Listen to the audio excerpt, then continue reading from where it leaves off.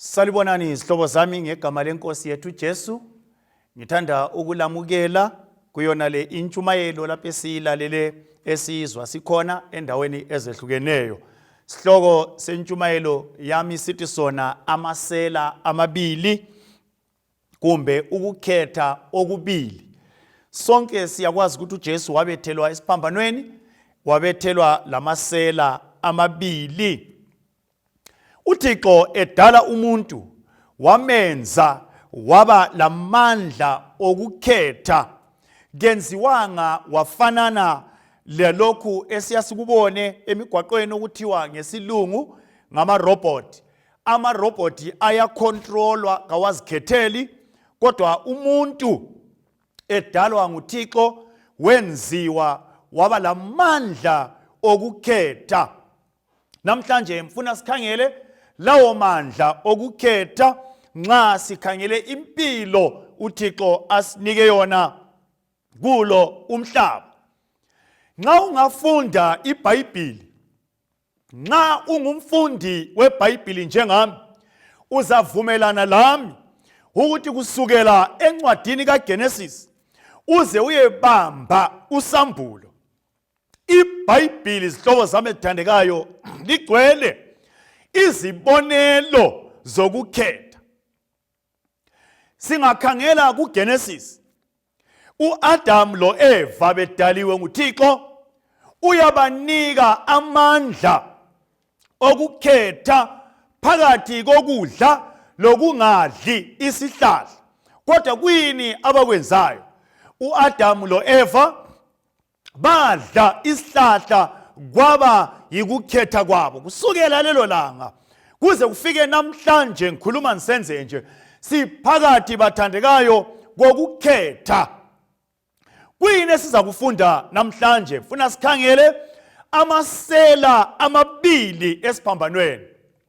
Funa sikhangele indaba yokubethelwa kukaJesu maqondana lokukhetha ezimpilweni zethu, lokho okuqondane lempilo engunaphakade. Namhlanje lathi ilanga liphuma, ilanga litshona, insuku zonke sibhekane lokukhetha. Zihlobo ezithandekayo, ngitsho ngemva kwayona linkonzo, wena oyilaleleyo lami engikhulumayo, kumele sibe lokukhetha esizakwenza maqondana lempilo engunaphakade. Ake nilethe lo mcabango kuwe. Kambe ikusasa yakho ngesilungu your eternal life imi kanjani nxa uphila emhlabeni esiphila kuwo? Ngifuna unanzelele sihlobo sami ethandekayo, ikusasa yakho your eternal life kayeyamanga ekuthini ufe njani, kayeyamanga ekuthini ungcwatshwe ngaphi, kayeyamanga ekuthini ikhofini abakungcwabe kuyo injani. Ikusasa yakho kayeyamanga enothweni yakho, ikusasa yakho kayeyamanga emfundweni yakho, ikusasa yakho kayeyamanga elwazini lwakho. Kodwa your tomorrow yeyeme ekukhetheni usaphila. Sihlobo sami esithandekayo, ungabala eBhayibhilini encwadini kaMateyu 7 ivesi ngelika 13 lo 14, uJesu uyakhuluma amazwi lawa, uthi yena ngenani ngesango elincane, ngoba likhulu isango njalo inkulu indlela eya ekulahlweni. Kodwa lincane isango futhi incane indlela, balutshwane abayikhethayo. Hlobo zami ethandekayo, empilweni nxa sizelwe kulo mhlaba, sonke singakalali sawutshiya lo mhlaba, silokukhetha okumele sikwenze. uJesu uyalaya, uJesu unika iwarning uthi wena osaphilayo emhlabeni nxa ungakafi ungakachilo umhlaba khetha isango lendlela encane ngoba enkulu lesango elikhulu banengi abayikhethayo kodwa iya ekulahlweni. Hlobo zami ethandekayo, indlela for each and every one of us zimbili, eyinye ngeya ekuphileni, eyinye ngeya ekulahlweni. Ngangizwa abanye abantu bethi nxa uzelwe emhlabeni ungaphila loba ngayiphi indlela, nxa usufile sebeqonda laye emangcwabeni uzwe bethi bona usehambe ekhaya uyasilungisela indawo. Mana ngutshele sihlobo sami esithandekayo ukuthi ufile kawuye ezulwini, kodwa kuzakwenza ukuthi nxa uphondo lukhala ngelinye ilanga uvuke uye ezulwini. Yikukhetha okwenza usaphila khathesi emhlabeni.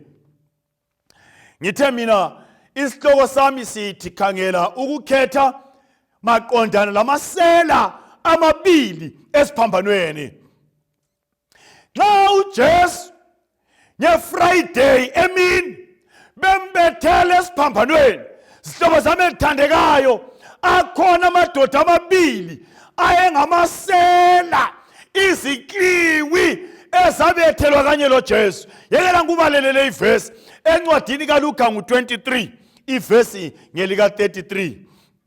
Lithi iBhayibhili, nxa bafika endaweni ebizwa kuthiwa indawo yoKhakhayi, kuleyo ndawo bafika khona bambethela uJesu kunye lamasela amabili, elinye esandleni sobunxele, elinye esandleni sokudla.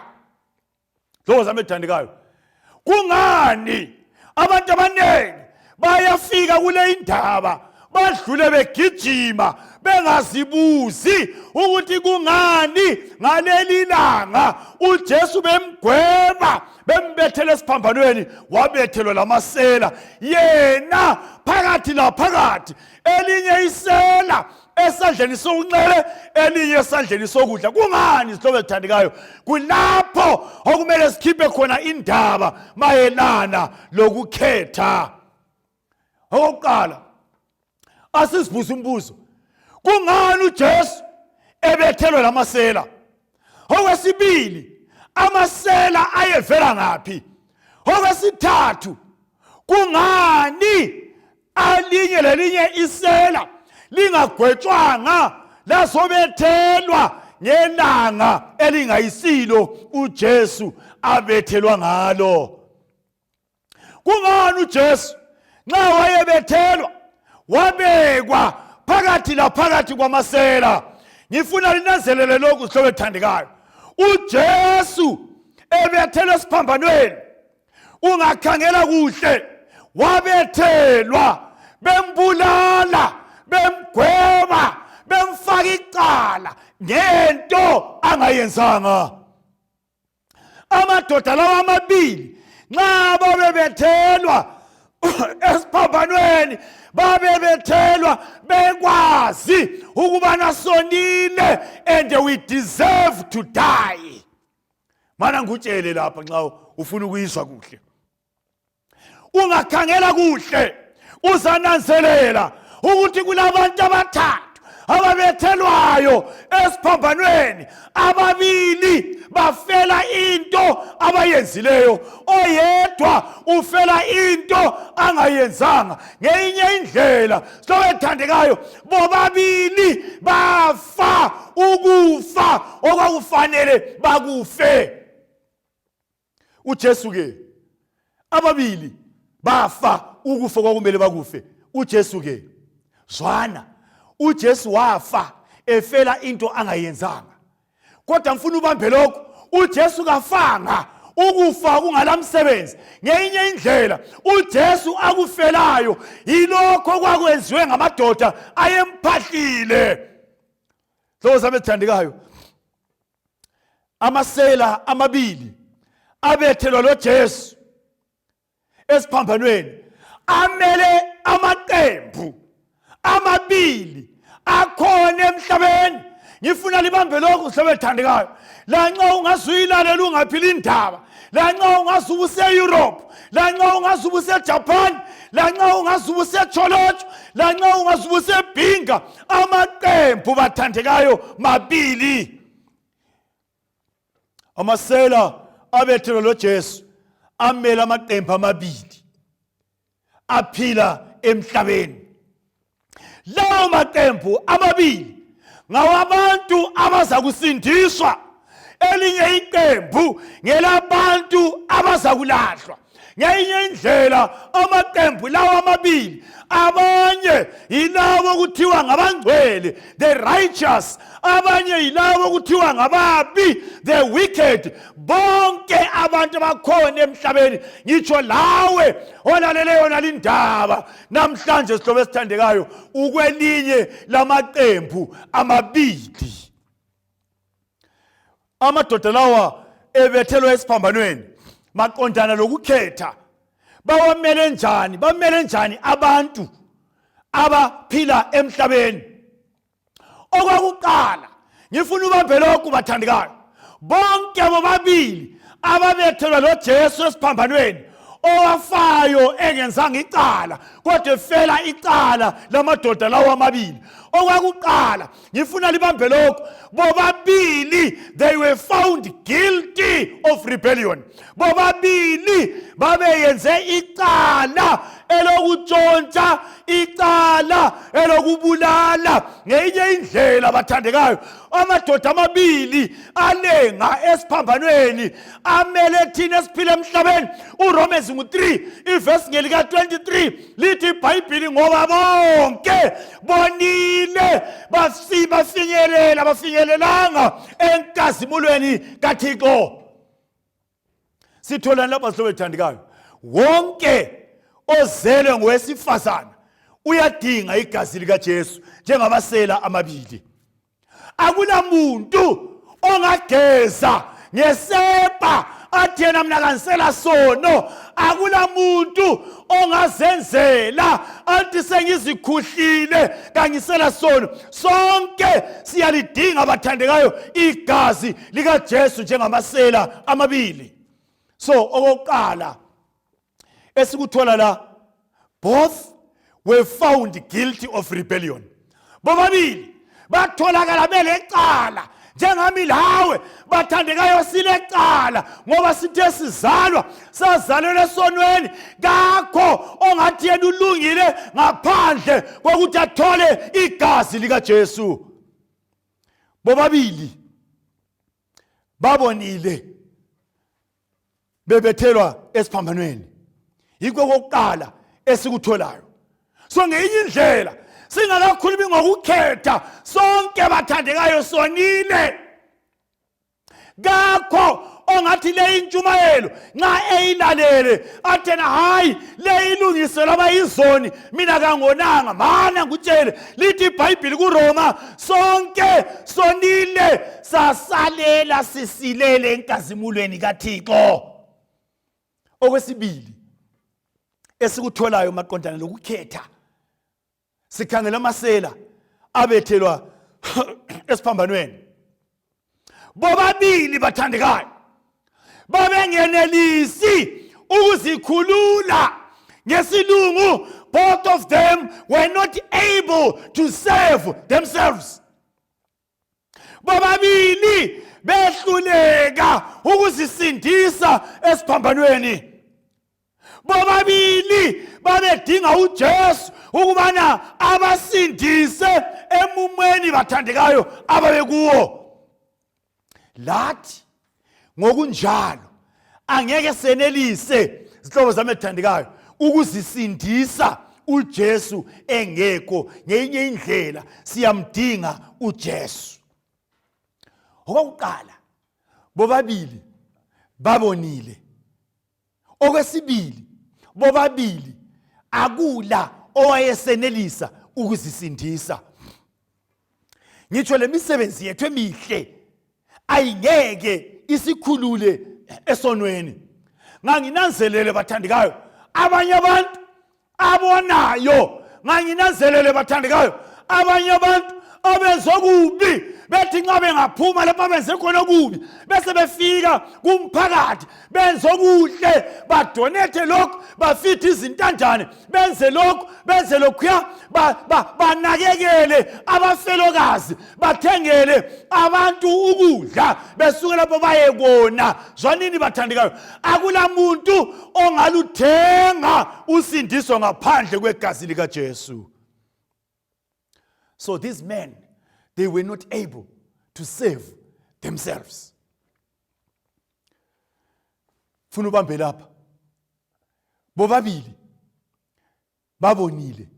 Bobabili babengenelisi ukuzisindisa, kodwa ukukhetha kwakusemuntwini munye ngamunye.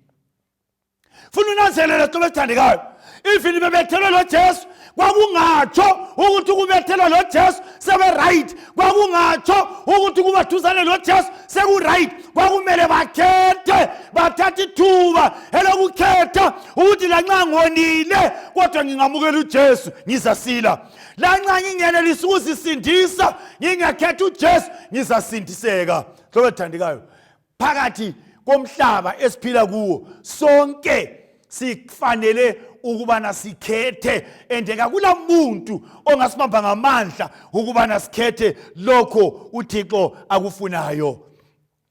Okwesithathu esikukhangelayo maqondana lokukhetha, nxa sikhangele amadoda ayebethelwe lo Jesu.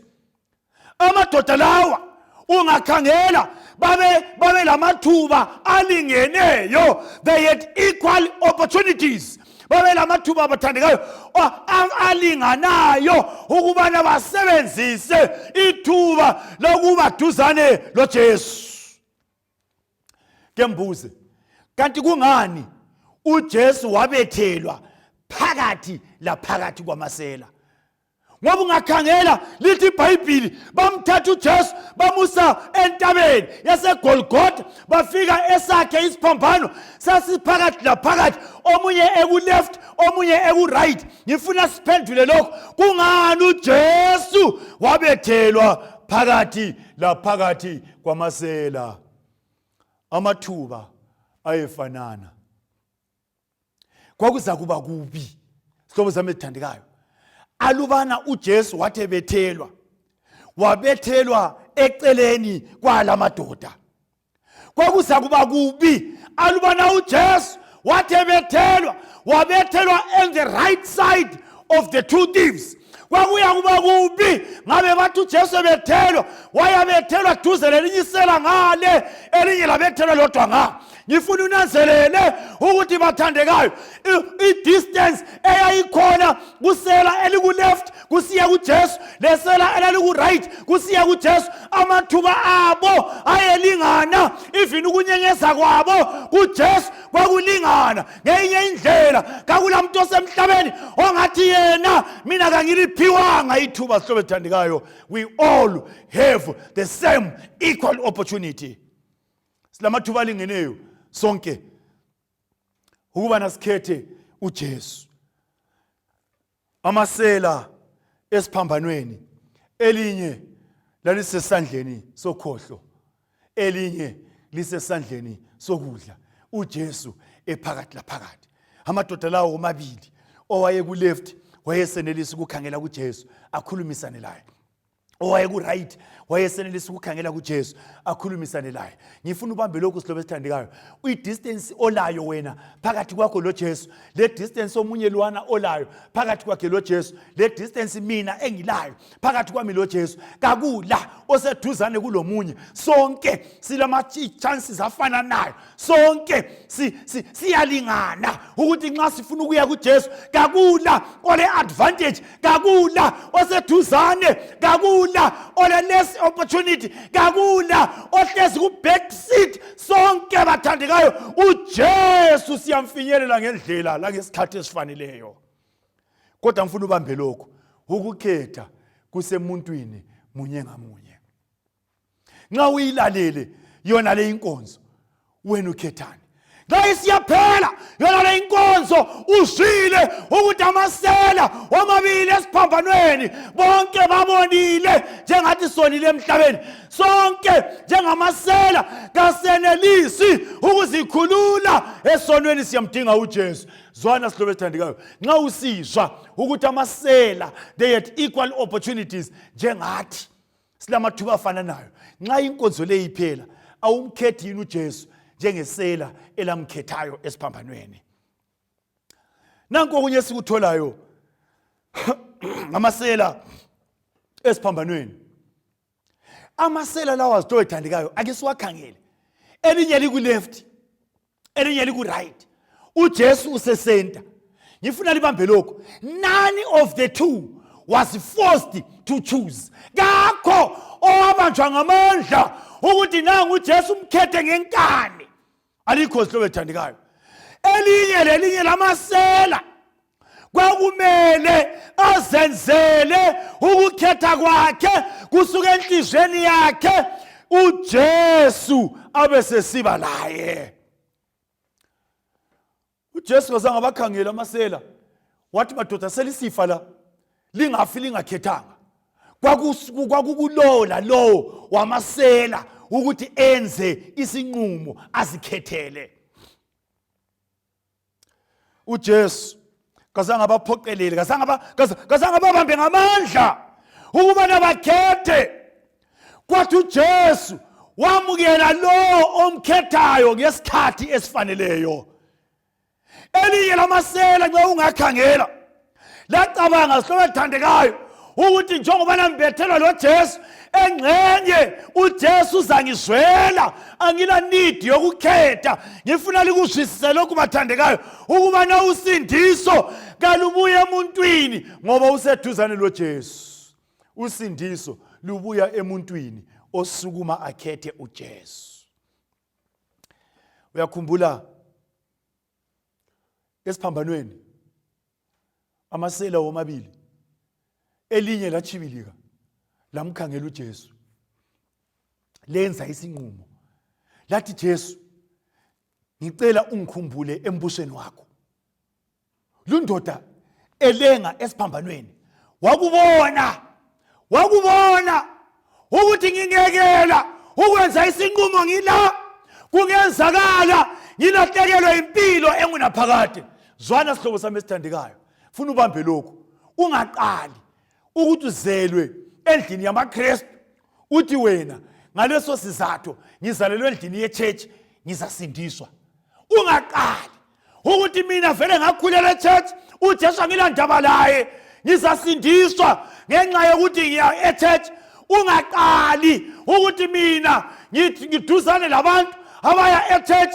Ungaqali ukuthi indlu yangakithi iseduzane lechurch. Zwana ngikutshele sihlobo sami esithandekayo, kwehlula isela elalisesiphambanweni lithintana ligudlana lo Jesu ngenxa yokuthi kenzanga isinqumo, kazange asindiswe, impilo engunaphakade kasoze ayibone.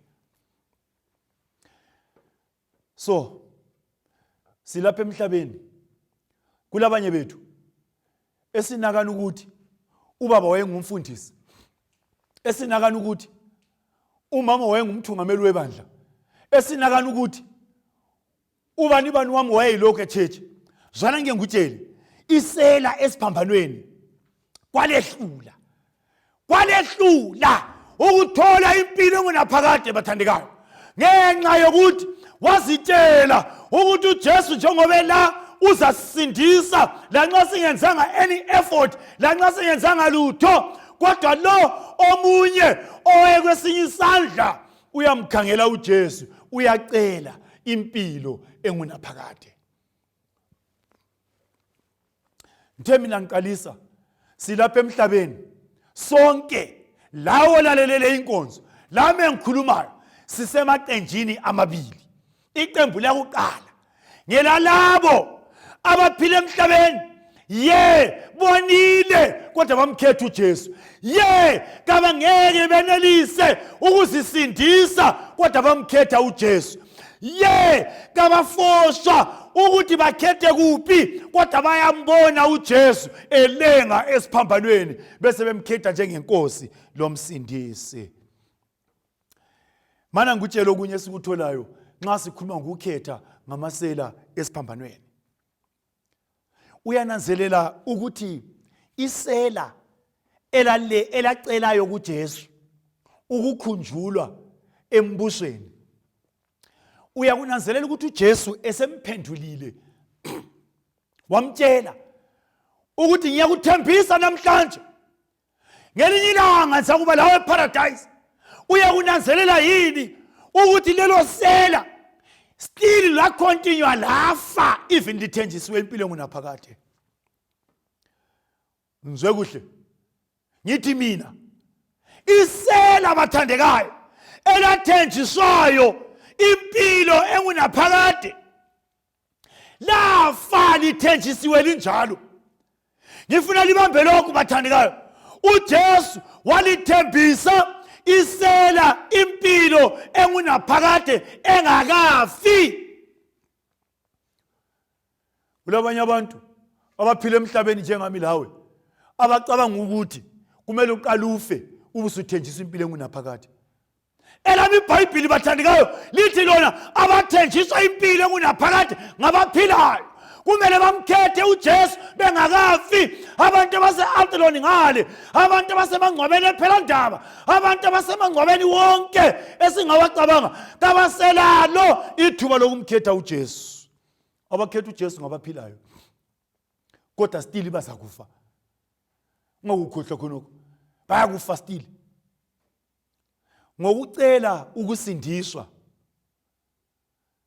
ngokucela ukusindiswa. Isela lalingaceli bathandekayo ukuthi Jesu ngicela ukubana ungenze ngisuke esiphambanweni. Isela licela impilo engunaphakade, kaceli kwethulwa esiphambanweni. Uthi zwana Jesu ngicela ungikhumbule embusweni. uJesu besemthembisa ukubana ngiyakuthembisa ukubana ngizakuba lawe eparadise lika Baba. Kulabanye bethu abanengi kakhulu ababuza imbuzo, kungani mina ngikhonza ngifelwa? Kungani mina ngikhonza ngigulelwa? Kungani mina ngikhonza ngisiba le accident? Kungani mina ngikhonza ngiswela umsebenzi? Kungani mina ngikhonza ngiwelwa yilokhu lalokhu? Zwana sihloko esithandekayo, isela elathenjiswa impilo engunaphakade lafa. What am I saying? The saved thief still died. So bamkhetha uJesu bathandekayo, kayisilo qiniso ukuthi nxa sebemkhethile kabasafi, kayisilo qiniso ukuthi nxa sebemkhethile kabasaguli, kayisilo qiniso ukuthi nxa sebemkhethile kabasafelwa, kayisilo qiniso ukuthi nxa sebemkhethile kabasayishela imisebenzi, kayisilo qiniso ukuthi nxa sebemkhethile omkabo kababachiba kuma small house, kayisilo qiniso bathandekayo ukuthi ungakhetha uJesu sulele embhedeni wama roses. You can still die even after choosing Jesus. You can still die even ngemva kokumamukela uJesu. Kodwa mana ngubalela iverse, uJesu uthi yena kuJohane 11 iverse ngelika 25, kuMartha lo Maria nxa basebelahlekelwe ngumfowabo uLazaro, uJesu uthi yena mina ngikuvuka lokuphila. Mina ngikuvuka bathandekayo lokuphila. Lo okholwa kimi angazafe uza kuphila futhi. Isela esiphambanweni lakhetha ukukhetha okuhle, laqhubeka lafa ukufa kwabangcwele. Umehluko phakathi kwamasela lawa yikuthi lele linye lafa ukufa okulethemba, elinye lafa ukufa okungalathemba. Sihlobo sami esithandekayo, uJesu uyakubiza, ebiza mina lami. Ngifuna ubambe lokho. Ungamkhetha uJesu namhlanje, akuthi ukuthi awusozufe.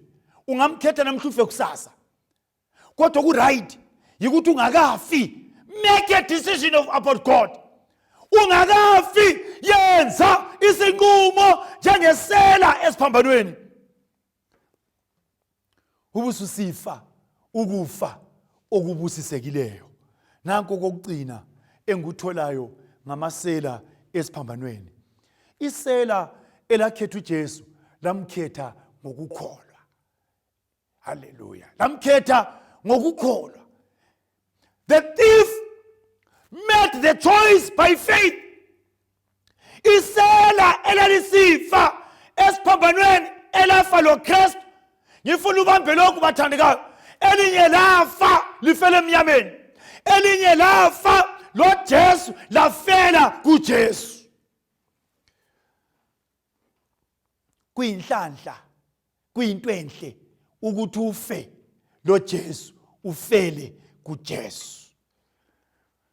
Paul inxa ebhala kwabaseGalatia ngo-2 verse 20 uthi ngibethelwe kunye lo Kristu, akusayisime engiphilayo, kodwa uKristu usephila phakathi kwami.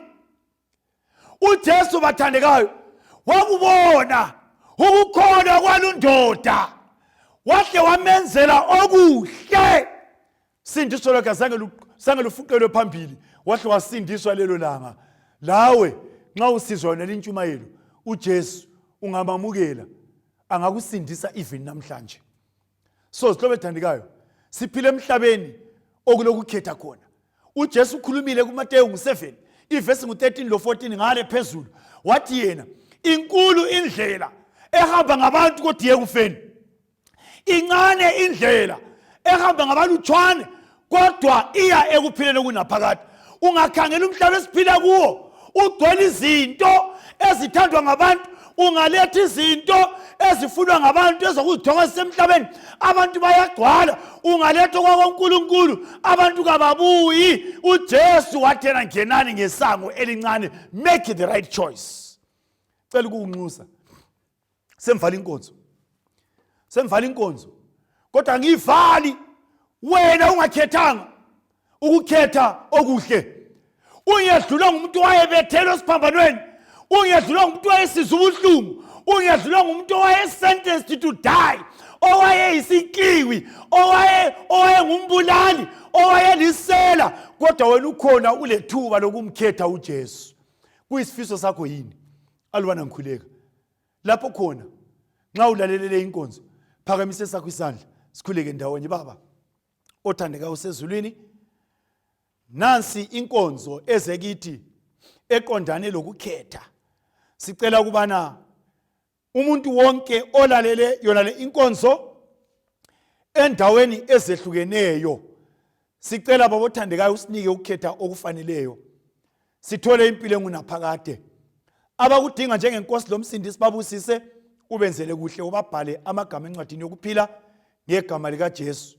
Sikhuleka silokukholwa enkosini yethu ezayo masinyane. Amen.